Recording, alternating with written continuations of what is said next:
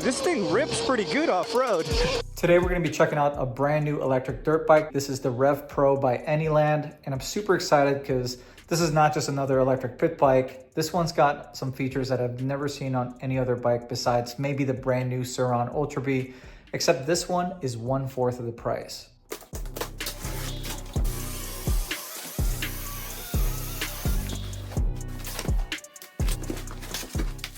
Damn, I'm really liking that color. And I like how organized the packaging is. I actually have no idea how they fit this whole bike in such a tiny box. And here's exactly how the bike comes from the factory, partially disassembled with the rear shock disconnected so you can compress the rear swing arm, obviously to save space in packaging. And here's everything else that came in the box. You got the handlebar, bar pad, 190mm front rotor, front number plate. I really like how they left it plain. Same thing with the plastics. It's got this really nice gray finish. Kickstand, toolkit, hardware kit, user manual, foot pegs, and the mounting hardware. Got the charger over here. This is a 54.6 volt max output. So this is a 48 volt bike, but it's a 2.5 amp charger. The company did tell me that the 2.5 amp chargers only come with the pre-production models. So the bike that you're actually gonna get should come with a faster charger. And of course the 14-inch front wheel. Tire size is a 60, 114 for the front and 80, 112 for the back, which is pretty typical for the electric bikes that come with the 14-12 wheel set. Initial impressions so far, I think this bike looks really clean, really sleek and modern. I like that they used a satin black finish for the swing arm and the frame, not like the Hey Bike Villain where they have a yellow swing arm. But I think the plastics look really clean and modern. I like how they kept everything uniform, same color for the side plastics along with the fenders. I'm used to manufacturers just leaving the fenders black and not really matching the rest of the bike, so that is really nice to see. And here's a closer look at the motor. Looks similar to the one that they have on the Yasma IN10, but the sides actually look different. It almost looks like it's ventilated. We'll take a closer look at the motor and the other drivetrain components on a later video, but for now, let's get this bike together so we can go over all the specs and features of the new Anyland Rev Pro.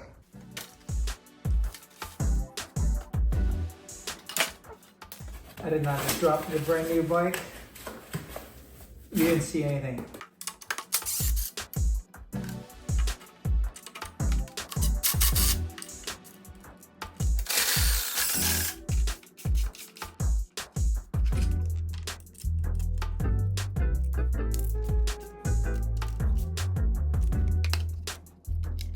Going against the instructions on this one, I think it's always easier to install the front fender on before you install the front wheel. They also labeled all the hardware, so make sure that you read the description before you start assembling the bike, just so you don't get them mixed up.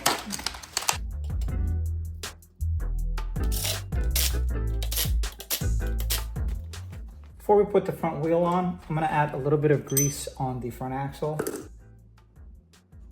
There are also two spacers for the front wheel. The longer one goes on the side where the brake caliper is mounted, and then the shorter one goes on the opposite.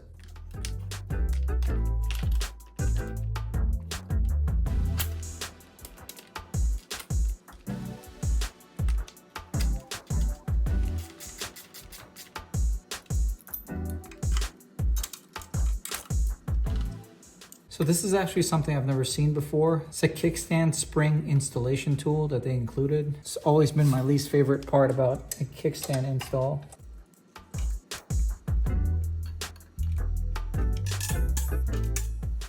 It's pretty convenient that they included that.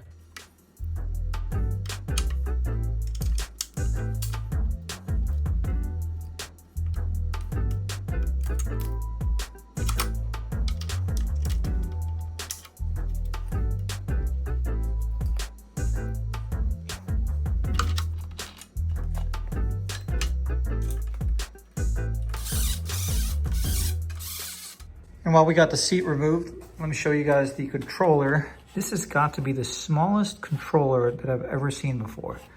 And check this out. It doesn't have a chai battery. It's got a Yai Chai battery. And the capacity appears to be 22.5 amp hour.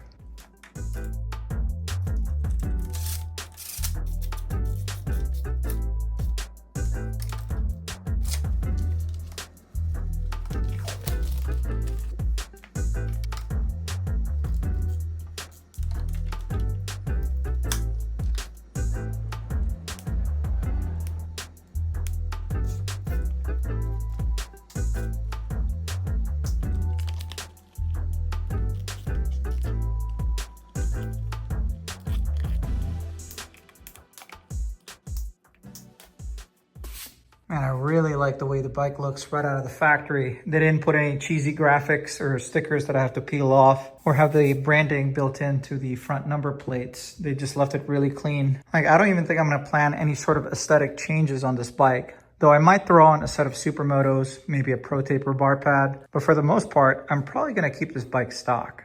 I'm just gonna leave it hooked up to the charger overnight and then we'll take it out for its first ride. This is the Anyland Rev Pro, an electric dirt bike with a claimed top speed of 34 miles per hour, up to 48 miles of range per charge, and comes with a controller with a wheelie assist function. It's got a hydraulic suspension fork and rear shock, hydraulic brakes with 190mm disc brake rotors front and rear, 14-inch front and 12-inch rear wheel set with knobby tires, LCD display, LED headlight with way too many options. One of them I'm suspecting to be illegal maybe. It's got a half twist throttle, 3000 watt mid-drive motor, and it's all powered by a 22.5 amp hour 48 volt lithium battery pack. So there seems to be a lot of misinformation being spread around about what type of controller comes with this bike. Yes, it's made by Moxin, but it's not the same one that you saw come out last year, made for the Sur-Ron with the self wheelie assist function that comes with a 5-inch screen that you can change the tune settings through. I actually have one of those installed on my Yasma IN10. That bike goes over 86 miles per hour and puts out over 25,000 watts. That controller can be tuned for over 1,000 phase amps, and the stock controller that comes on this bike comes tuned at 60 line amps. I actually reached out to Anyland to get some confirmation on this. Moxin is simply a manufacturer, kind of like Far Driver. They make so many different types of controllers. Some can only be tuned for 50 line amps, 48 volts, while some can handle well over 100 volts, over 1,000 phase amps. So no, it's not the same type of controller, but it has similar functions. To turn the bike on, just key on the ignition and press the power button. On the top right, there's 3 power settings. Mode 1 is the slowest, mode 2 is medium setting, and mode 3 is the fastest. On the top left, you got the battery life indicator, you got the trip or odometer reading on the bottom, and speed in the center. To access the settings, press the plus and minus button for 3 seconds. This will allow you to get into the P settings. P02 is how you change it from kilometers to miles per hour. Let's change that real quick. And then on number 12 is how you activate wheelie assist. It comes set at 0. There are 3 different wheelie assist levels. Mode 1 allows the bike to tilt back all the way to 25 degrees. Mode 2, 35 degrees. And mode 3 at 35 degrees. And then to get out of the P settings, just hold the power button again. And then if you get this error 6 on the screen, that's how you know that the wheelie assist function is activated.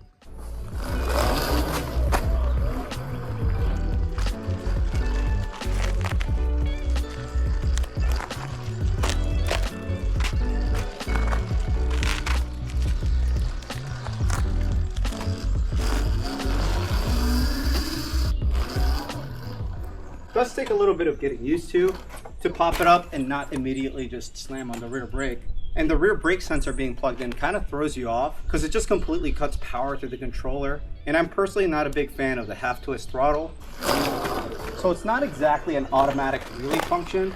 It's more of an anti-loop, if anything, because you still have to balance the bike left and right, and you still have to have throttle input in order to keep the front end up. It's not like the Antic or the Wheelie Fun bike where it's an actual automatic wheelie that keeps the front end popped up. And they have really fat and wide tires, which make it super easy to balance the bike. So I wouldn't consider this a automatic wheelie function. I would call it more of a anti-loop mode. The controller pretty much regulates the amount of power that's going through the motor, and it also applies some regen to keep it at a similar angle. So if you go too far back, you can almost go backwards. So really, this is just like a gyro that's built into the stock controller, which is certainly a nice tool to have if you're still learning how to do wheelies and regulate the rear brake. But 2 things that I really want to do something about immediately is this half twist throttle and that rear brake sensor. I just think it feels a little bit unnatural when the power cuts off completely as soon as you tap the rear brake. And I'm also having trouble holding onto the bike when it's propped up, when I have to focus on this thumb throttle. But before we make any sort of changes, let's take this thing out to see how it performs with the stock configuration. If you want to get more information on the new Anyland Rev Pro, I'll leave a link to their listing in the description below. You can also get yourself $100 off this bike by using discount code PATOutdoors. Okay, starting the day with a full charge, and first thing I want to test out is the speedometer accuracy and how fast this bike actually goes in all three modes. Starting in mode 1.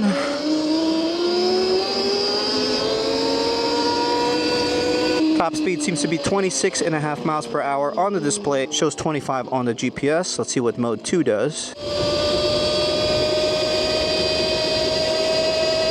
Showing 34.6 miles per hour on the display. It shows about 34 miles per hour on the GPS. Let's see what mode 3 does.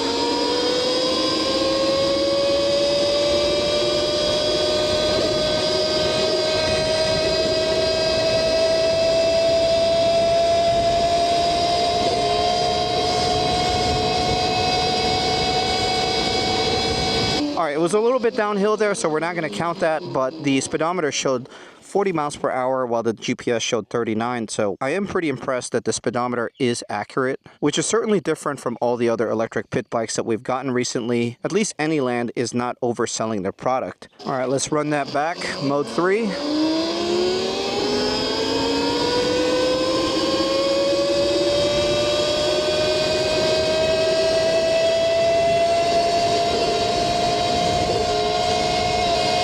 Okay, shows about 38.4 on the display, 36 on the GPS.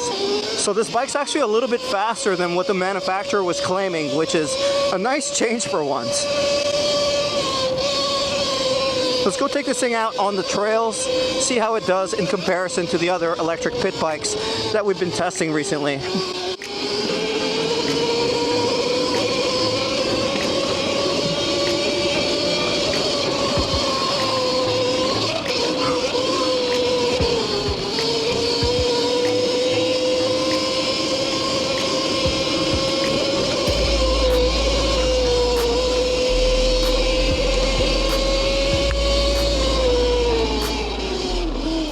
Dude, I love riding on Stuart's side. He's got like these camber turns. Almost feels like a motocross track.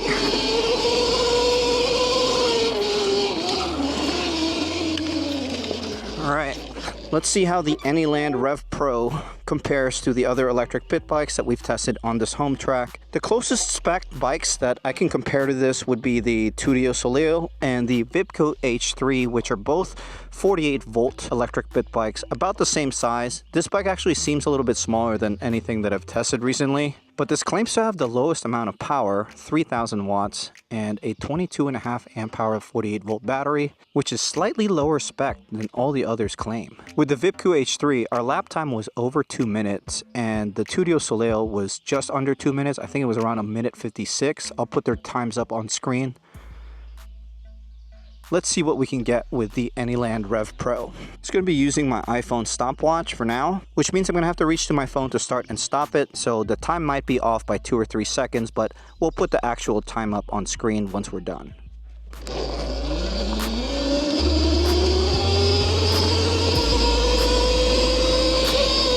Oh, dude, this bike is noticeably faster than the Vipcoo.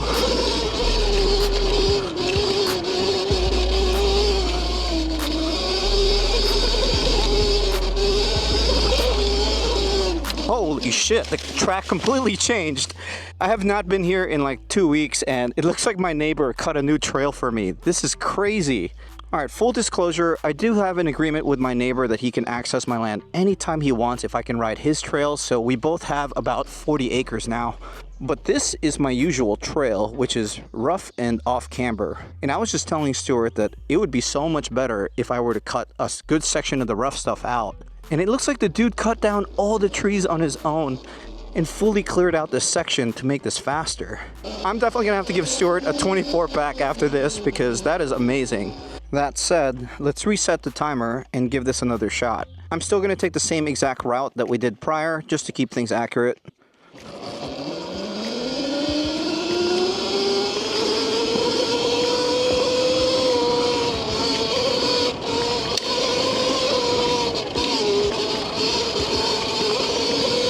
Oh yeah, this is noticeably faster than the Vipcoo H3. Might be pretty close to the Tuttio. Oh, what the hell just happened? Aw, man, I dropped the chain. Oh man, yeah, we're definitely gonna have to tighten that chain tension before we keep riding. So my guess is the rear axle may have come shipped loose. I think the rear shock just compresses way too easily, and the tension on the chain changes throughout the stroke. So we're just gonna have to tighten this a little bit more.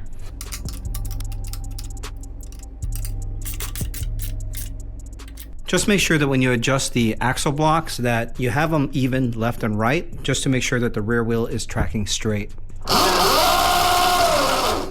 Okay, attempt number 3 of trying to get a decent lap time.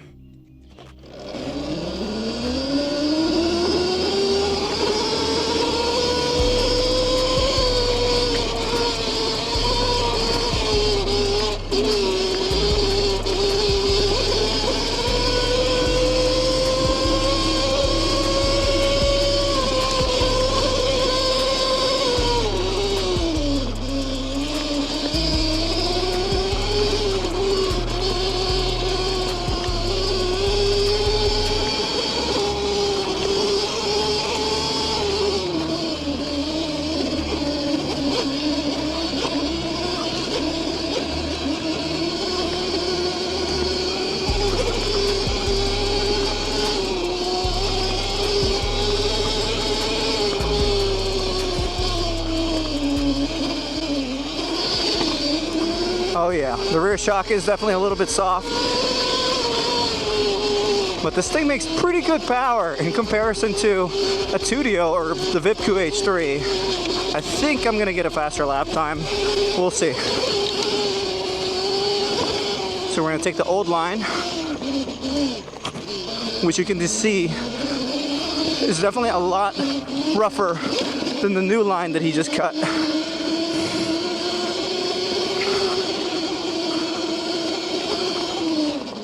But I think this is going to be a decent tap.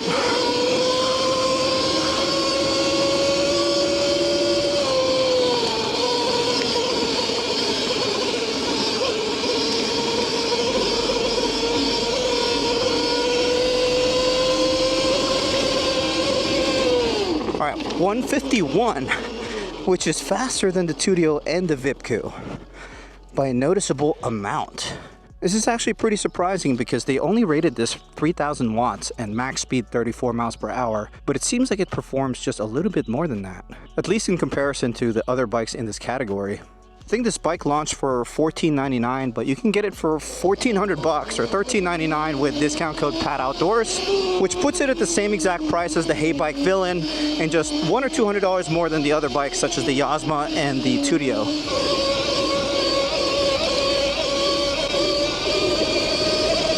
Dude, this thing rips pretty good off-road, but that rear shock is definitely bothering me a little bit. Feels like a pogo stick. Doesn't really seem like it has much dampening in it. So if I were to make immediate upgrades to this thing, it would be the rear shock, the throttle.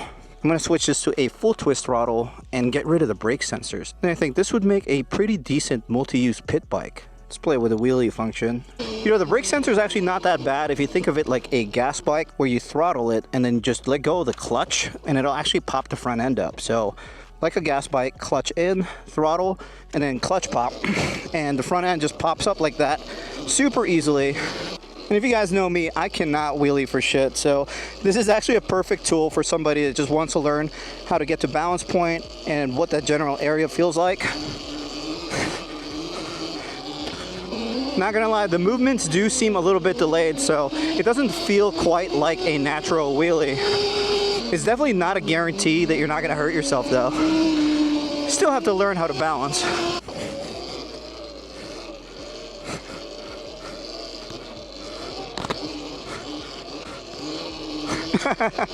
That's pretty funny. And if you just want to slow down, you can just lean back a little bit more to regulate it. But that's a pretty freaking sweet option. For just $200 more than a Tuttio, this is kind of a no-brainer. But I am gonna have to make a few more changes to this bike in order for me to enjoy it just a little bit more. So make sure you stay tuned to the channel if you want to see the upgrades on this Anyland Rev Pro. If you guys enjoyed today's video, do me a favor and hit that like button. And if you like this kind of content, want to keep up with some of my projects and some of my reviews, make sure you subscribe to this channel and turn your bell notification on. But this is going to be it for today. Thank you for watching.